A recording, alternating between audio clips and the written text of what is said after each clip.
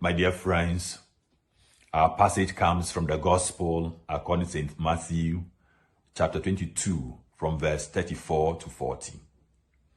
Over here, the question to Jesus was about which commandment in the law was the greatest.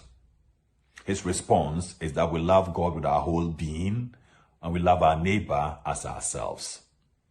The theme, therefore, is love is the fulfillment of the law.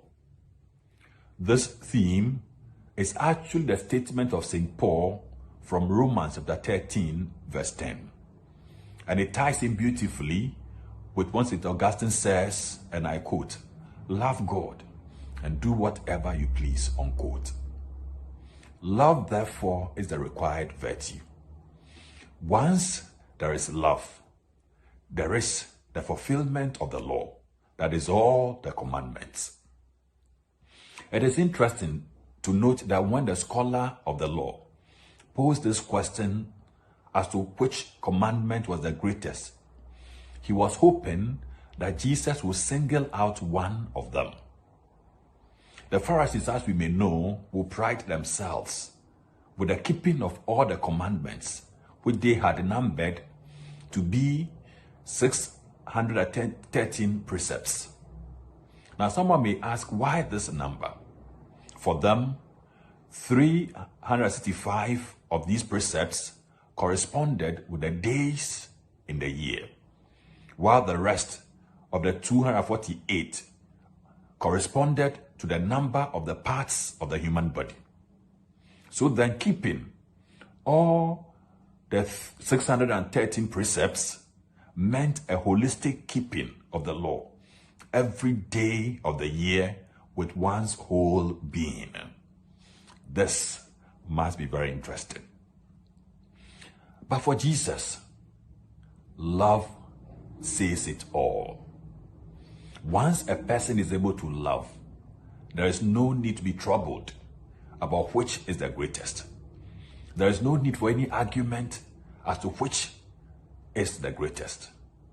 Love is all that matters. Love is the fulfillment of the law. Let us now look at the implications of love of God and love of neighbor. 1. Love of God. Jesus, talking about love of God, was actually referring to what is called the shiman, the commonest command that every Jew recited daily. Hear, O Israel, the Lord is our God, the Lord alone. Therefore, you shall love the Lord your God with all your heart, with all your soul, and with all your strength. Deuteronomy chapter 6, verse 4 to 5. The point is that when one loves God with all his heart, with all his soul, and with all his strength, he will not break any of his commandments. The question for us today is whether we indeed love God with all our hearts, with all our soul, with all our strength. If that is what it is, then why do we still seek the support of other gods when the Christian journey becomes tough or challenging? If we love God, why do we at times have difficulty keeping the Sabbath holy? If we love God, why do we still engage in corrupt practices or evil practices? My dear friends, the love of God is a positive choice that one makes for God. Once this is done, the consequence is the observation of all the precepts. Do we sincerely love God with all our hearts, with all our soul, with all our strength? It is a question for deep reflection. 2. Love of neighbor. Jesus, talking about love of neighbor, was actually quoting Leviticus chapter 19, which is referred to as the code of holiness. And then verse 18b says, and I quote, "You shall love your neighbor as yourself," unquote. love of neighbor meant that one does no wrong to the neighbor. The question therefore is, who is one's neighbor? Who is my neighbor? This reminds us of what we have in chapter 10, verse 25 to 37 of the Gospel according to St. Luke, where Jesus was asked the same question, who is my neighbor? And his response was the story of the Good Samaritan.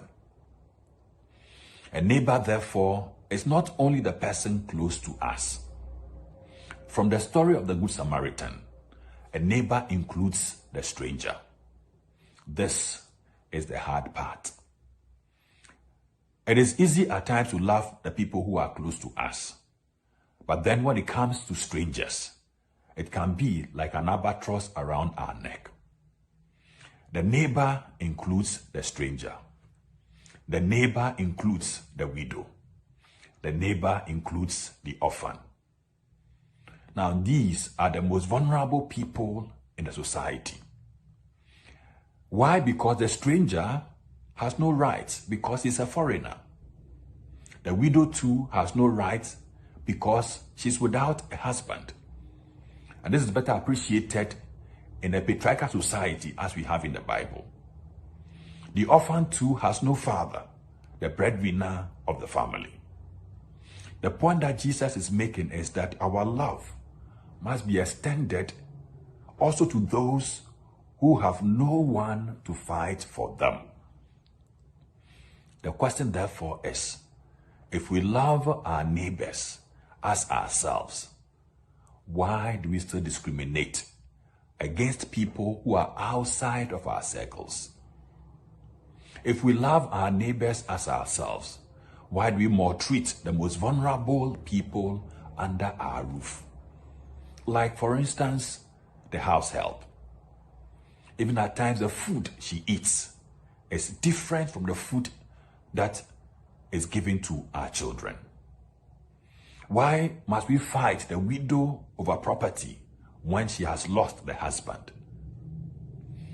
And when we know very well that there are children to be taken care of, we still deprive them of the property. Why must we deny people of their rights? Why must we fight only for our welfare and forget the vulnerable in society?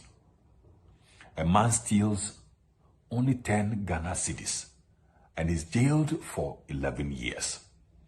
Yet people steal millions of cedis and they walk around freely. Is there justice? My dear friends, it's important to note that the punishment due a person who perverts justice due to the stranger, due to the orphan, due to the widow, is equal to the punishment given when one commits idolatry or incest or even bestiality, as we have in the book of Deuteronomy, chapter 27, from verse 15 to 21. This means that the punishment for not loving a neighbor is actually a curse, and this is serious. One may ask, why is the Lord so serious about this? It is because in the book of Leviticus, chapter 19, verse 34, the Lord says, and I quote, "The stranger who resides with you shall be to you as the native among you, and you shall love him as yourself, for you were aliens in the land of Egypt," unquote. So, the Israelites, as we know, were once aliens. They were once strangers themselves. But God fought for them and brought them out of the land of slavery into the land of freedom. So they were not supposed to forget their past. Therefore, the need to show love to the vulnerable in society. To conclude, Saint Therese of Lisieux says, and I quote, "Let us love, since that is what our hearts were made for," unquote. And for Mother Teresa, she says, and I quote, "For love to be real, it must cost, it must hurt. It must empty us of self, unquote. Dear friends, love is a fulfillment of the law. God bless you.